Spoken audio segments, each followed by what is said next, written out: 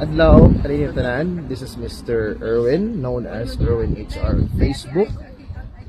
Kinokumpirma ko po na mag-uumpisa po ang OFW Zero Remittance Day on the 80th birthday of our beloved former President Rodrigo Roa Duterte, which will be on March 28 until April 4. And I hope that our respected President of the Republic of the Philippines, His Excellency Ferdinand Marcos Jr. will hear us, OFWs. Please send our beloved President Duterte back home. Please. I have nothing against you. Just please send him back home. This is the call for all OFWs around the world. Thank you. Dahil alam niya, may genetic predisposition yan para pagiging diktador at para maging magnanakaw. O, di ba? Kaya never niya kinonsider na suportahan niya si Marcos Jr. In fact, ang hinanakit niya Marcos Jr. at ng kanyang asawa, hindi raw tinalaga kasi ni Presidente Duterte si Marcos Jr. bilang Secretary of Agriculture nung panahon ni Presidente Duterte. Mantakin niyo, kung tinalaga siyang kung in-appoint siya ng Secretary of Agriculture ni Presidente Duterte, di lahat ng problema natin ngayon, naging problema natin noong panahon ni Duterte. Nakita niyo naman estilo ni Duterte. Nung tumaas ang presyo ng bigas, tinawag niya lahat ng mga traders. At sinabi niya doon sa pinakamalaking trader, harap ko yan. Ako pa nga pinatawag sa telepono. Tinawagan ko, abay nang kinuha ng telepono, sabi niya, "Putang! Ilawas mo ang aking bigas. Papatayin." Di lumabas ang bigas. Mantakin nyo, kung si Junior nakaupo, la la la la la, tumataas ang presyo ng bigas, la la la la la. Di ba ganyan naman ang nangyari ngayon? Wawa sila, di makabili ng bigas, mayaman kami, dami namin nakaw ng tatay ko, at dami namin kita pakialam namin sa mga nagugutom na mga Pilipino. Di ba? Mabuti na lang, hindi talaga tinalaga. Pero talagang alam mo, sabi ng informante ko, yung Lisa Araneta, galit na galit. Dahil hindi tinalaga ang Marcos Jr. bilang Secretary of Agriculture. Well, pasensya na po kayo, pero talagang ang galing ng judgment ni Presidente Duterte pagdating sa character. Alam niyang bulok ang Marcos, hindi lang ang senior, kundi pati ang junior. At kaming dalawa ni Inday Sara hanggang ngayon walang sinabi ko, hindi, anong sinabi ko sa inyong dalawa? In fairness, hindi na niya sinasabi yun. Napagod na siya. Paulit-ulit na, anong sinabi ko sa inyong dalawa? Sorry na nga po, budol na nga, guilty na nga as charged. Okay? So anyway, yun po, anong ibig sabihin ni Inday Sara? Nakalimutan ko, didiscuss ko pala yun. Ibig sabihin, pag siya'y pumulit umuwi, peg! Wika nga ni Maharlika, gurgur. At hindi po ako talagang magugulat kung talagang gugurgurin ng presidente kung siya makauwi ngayon dahil ang gusto talaga nila, pulbusin ng Duterte, tanggalin ang lahat ng banta sa kanilang pagnanais na manatili sa pwesto till kingdom. Alam mo, nakapagtataka no?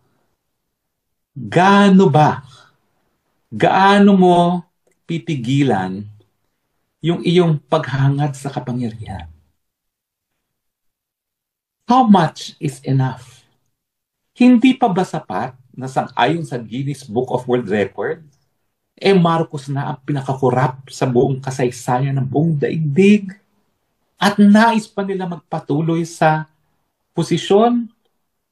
Hindi pa ba yung sapat na miski ang mga anak ng mga apo sa tuhod ni Marcos Jr. hindi na magtatrabaho sa dami ng tagong yaman nila? Gusto pa rin nila mas lalo pang marami ang kubra nila.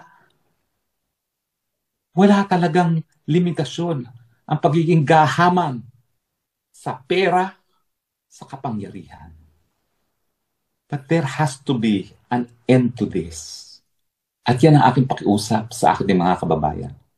Tayo po, dahil sa kasaysayan natin ng 1986 na sinugi natin yung pamilyang yan, nagkaroon tayong saligang batas na kinikilala ang kapangyarihan natin na tsugiin ang mga walang kwentang mga leader. Paumanhin po, nabudol tayong lahat. Pero ngayong nakita na natin kung gaano kabulok itong sistemang ito na ibinigay ang isang Pilipino sa mga dayuhan para lang mawala ang kanilang mga kalaban sa politika. Panahon na po na maulit ang kasaysayan. Tama ba ho o mali? Lahat ng tama, raise ng hand. Lahat ng tama, like. Hindi na po pwede tayo magtagal na ganito. Yan din po ang sinabi ni Inday Sara dito sa rally sa Daheg. Kung tayo po ay mag-aantay ng 2028, wala na po tayong 2028 at the rate na lumulubog ang bansa sa ilalim ng administrasyon na ito. Karapatan niyo po yung husgahan. At dahil nasa saligang batas ang people power, Judge Santiago, pasensya ka na. Hindi mo ako madidemanda ng inciting to sedition dahil ako, alam ko ang limitasyon. Ang sinasabi ko lang, mag-people power na tayo dahil yan ay legal sang-ayon sa ating saligang batas. Ang mali po ay yung ginagawa ng mga kakampi ngayon ng Marcos Jr. na CPP-NPA na gumagamit ng dahas, pinapatay ang kapwa Pilipino. Pero hindi po mali ang magsabing mag-people power na tayo dahil yan ay nasa saligang batas. Yan ay kabahagi ng kasaysayan. At kung minsan nag-people power tayo laban sa isang Marcos, mag-people power na naman tayo laban na naman sa isa pang Marcos dahil sa kalabisan nila sa kapangyarihan. Hindi po tayo yan madidemanda ng kahit anong kaso dahil ang aking lisensya para magsabi na mag-people power tayo sa ligang batas. Sa mapapayapang pamamaraan, walang gamit ng dahas at hindi papatay ng kapwa Pilipino. Medyo nakakapagod na rin po talaga, no? Na talagang ginigising natin yung mga tao na maghusga na. Pero kung titigil lang po tayo, baka humupa na naman ang ganit ng taong bayan. Dulot ng pag-aabdak at pagkikidnap kay Presidente Duterte at pagdadala sa Daheg. Hindi po matatapos itong ating impyerno na dinadaanan ngayon sa Pilipinas kung hindi po tayo maghuhusga at kung hindi natin gagawin ang katungkulan natin bilang mamamayan na iwasto muli ang pamamaraan sa ating gobyerno. Yun lang po. Maraming salamat po sa inyong patuloy na pagtangkilik. Hanggang sa muli po, ito po ang inyong Spokes ng Bayan, reporting live from the Netherlands, saying, I love you, Philippines. You're the only country that I have. You're the only country that I love. God bless the Philippines. Usapan, ano bang itsura nitong kulungan o detention facility ni Presidente Duterte? Hindi niyo po talaga dapat tawagin siyang kulungan kasi wala po yung rehas. Walang hinaharikan na rehas. Siya po ay parang dormitoryo. Pero ang tawag po ng mga taga-Europe dyan sa facility na yan ay Hilton of Prisons. Bakit? Well, ngayon po makikita natin kung ano ang itsura ng detention facility ni Tatay Digong. No? Siyempre po, maganda man yan, ginunto ang hawla pa yan, ay hawla pa rin, pero at least alam natin na walang rehas na hinahalikan ng ating presidente. Saan ba ho nakalocate ito? Ito po ay located sa Daheg. Ito po ay malapit sa dagat. Tabing dagat po siya. Kaya naman, ang Tatay Digong, no, kahit paano nakakaamoy ng singhot ng dagat. Kasi alam niyo naman, miss na miss niya ang Davao dahil ang Davao ay katabing dagat din. No? Scheveningen. Iwak ba ko ng pronunciation nila? Napakahirap na pronunciation nila dito sa Holland. No? So, Scheveningen ata yung pronunciation. Pero ang tawag po dyan ay Hilton of Prisons. Unang-una, wala pong rehas. Para lang siyang hotel talaga, no, na room by room. Hindi po yan nakarehas. Ang kwarto nila, may kama, merong computer. Mantakin nyo yan. At dun sa common facilities, abay, meron pang kitchen para makapagluto yung mga detainees. At merong library. At, believe it or not, meron pang gym. Siyempre po, it is state of the art of prisons dahil siyempre ang ICC, nais nilang isipin na talagang sila ay nagpo-promote ng katarungan at at its best, no? Kaya pati yung karapatan ng mga detainees para sa makataong facilities ay sinugurado nila. O, tera kayo, pasok tayo. Tingnan natin itong prison, yung detention facility ni Tatay Digong. Okay. O, bakit kaya i-flash na natin ang una nating larawan, okay? Actually, sa aking computer ay hindi pa lumalabas. Ayan, ngayon pa lang lumalabas. Parang meron pa lang delay talaga. No? Pero anyway, bukod po doon sa, ito yung entrance na, no? Nakikita nyo na ngayon yung entrance, no? At ito yung pangalawa ngayon, nakikita nyo, ito yung mga kwarto. Nakikita nyo po na walang rehas. Yan po ang kwarto ng mga detainees, no? Ang bilis naman, dahan-dahan lang, no? Ang bilis. Balik mo doon sa detainees, kwarto muna ng detainees. Napakabilis. Naku, ano ba yan? Anyway, sige, mabilis po yan, pero babalikan natin uli, ha? Yan yung mga facilities. Pero balikan natin at yan yung hospital. Okay, balikan natin. Okay, una, yan yung common kitchen. Stop. Yan muna yung kwarto. Nakikita nyo po, ha? Wala siyang kasama na ibang detainee. Tapos, dyan po sa kwarto niya, meron pang computer. Bagamat hindi po siya nakakabit. Ito po yung entrance para siyang malapalasyo. Ito po yung mga kwarto. Now, pagkatapos ng ito yung hapagtulugan niya, ang next one na papakita nating slide ay, next slide please.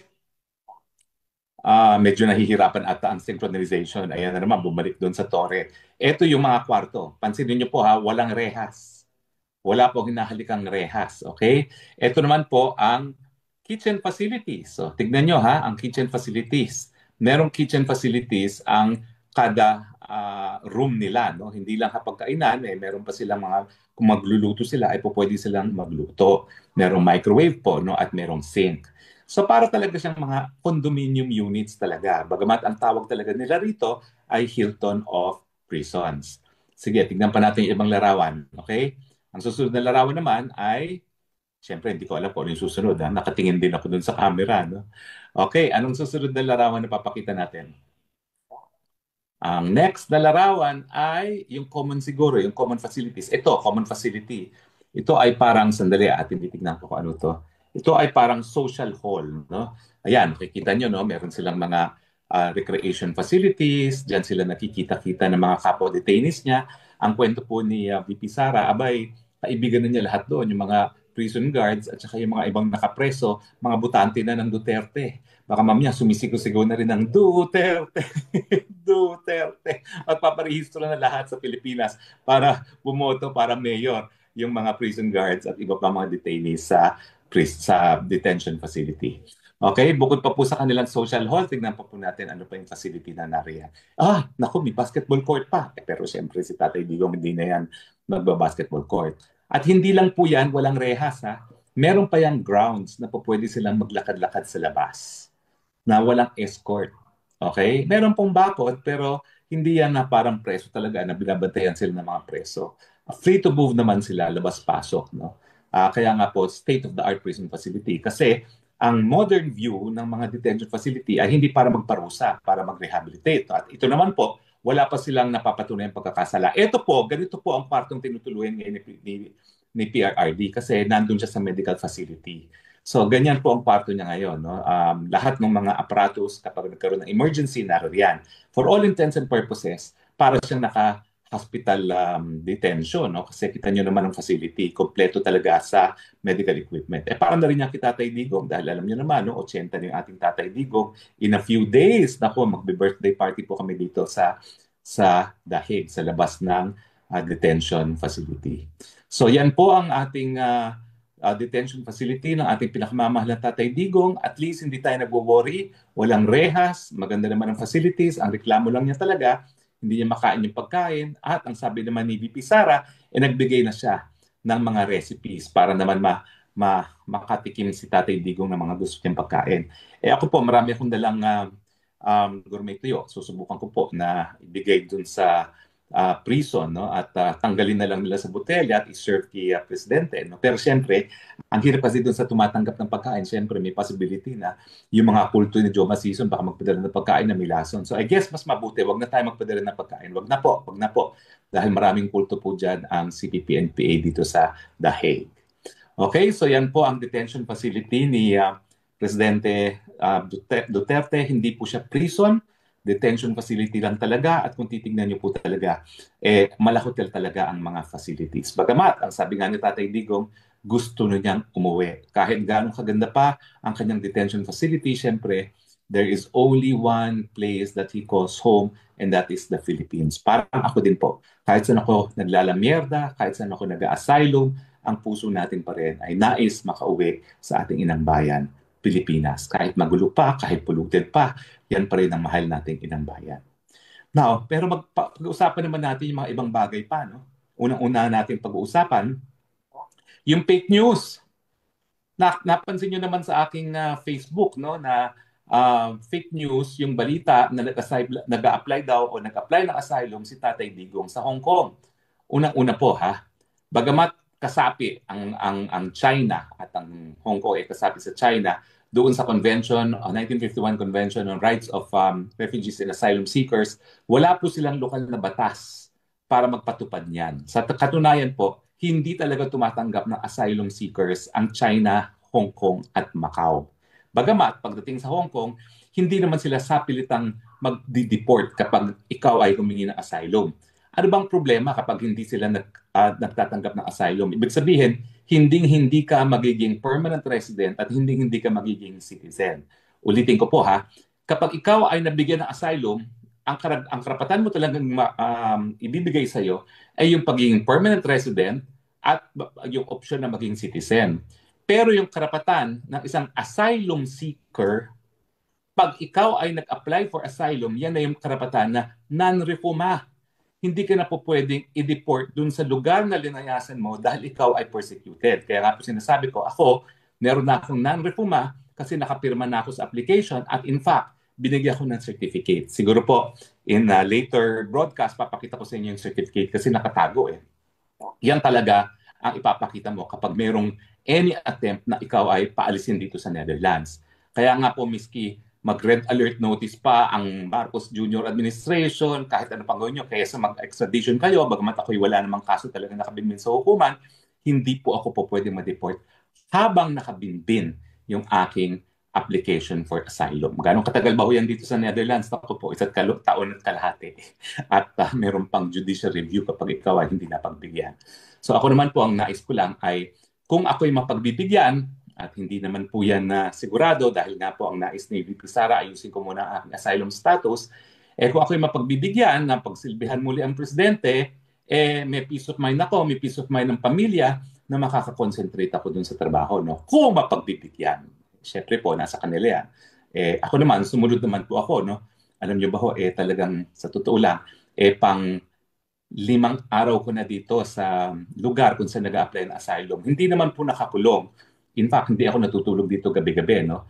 Kumuha ko ng Airbnb, pero ang layo po kasi. Mabuti na lang, mayroong pamilya na naghahatid sundo sa akin. Kung ako po ay magta-taxi, ang taxi po, 80 euros, miski 20 kilometers. Kasi liblib po talaga ito. Pinakamalapit na may Airbnb is 20 kilometers away. 80 euros ang pamasahe. So mabuti na lang po, may naghahatid sundo sa akin mga Pilipino. At mura naman yung Airbnb na nakuha ko kasi malayo nga, liblib. So liblib po ito, wala kang mapuntahan. Bago ako nag-Airbnb, actually, natulog ako dito ng 2 oras. Ang mapupuntahan mo lang, isang supermarket na ang lakad ay 45 minutes papunta, 45 minutes pabalik.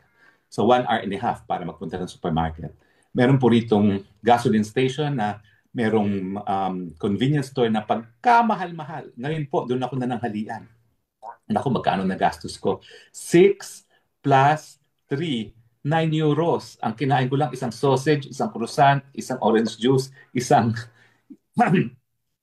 kape, no? Napakamahal talaga ng convenience store na yan. Kung magbubus ka naman, ang pinakamalapit na bayan dito, kung nasaan yung aking Airbnb, ay 20 minutes walk, 20 minutes bus ride, 10 minutes walk. So 1 hour, one way, papunta dun sa biggest town. So liblib po talaga to. Hindi na nila kami kinakailangan ikulong dito dahil wala ka talaga mapupuntahan. Mabuti na lang, ang Pilipino, kahit saan ka magpunta, naririyan at hanggang tumulong.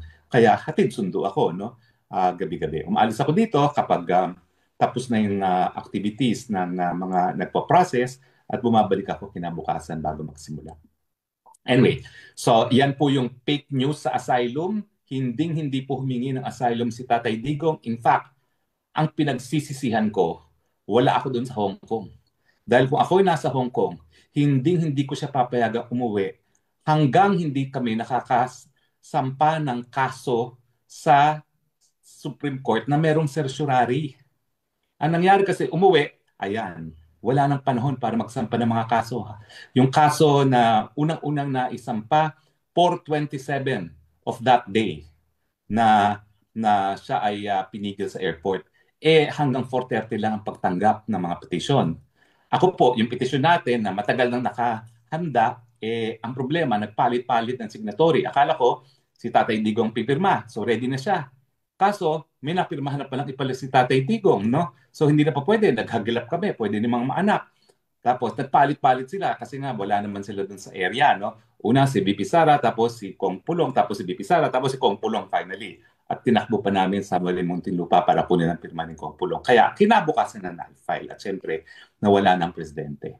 Anyway, makikita nyo naman talaga na pinagplanuhan nila ang abduction ni presidente kasi talagang hindi nila pinatagal at sinakay na sa eroplano. At maraming beses ko na sinasabi, yan po illegal at yan po ay madidesisyonan ng ICC. Siguro po isang beses pa, i-discuss natin kung ang pagiging illegal ng pag-aresto, yan ba'y sapat para mawalan ng jurisdiction ng hukuman. Bagamat nagkaroon na tayo ng ganyang broadcast. Okay?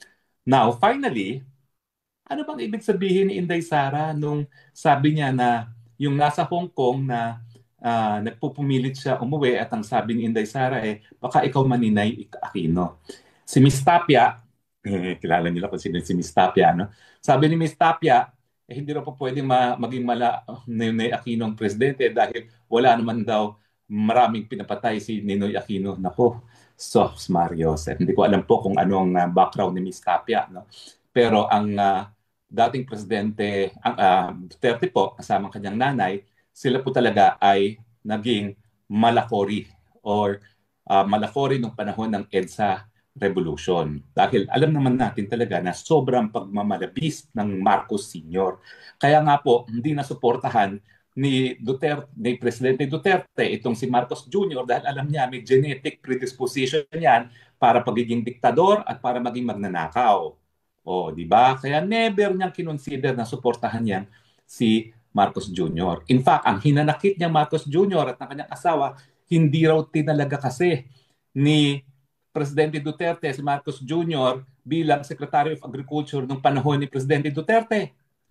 Mantakin niyo, kung tinalaga siyang, kung inappoint siya ng Secretary of Agriculture ni Presidente Duterte, di lahat ng problema natin ngayon naging problema natin nung panahon ni Duterte.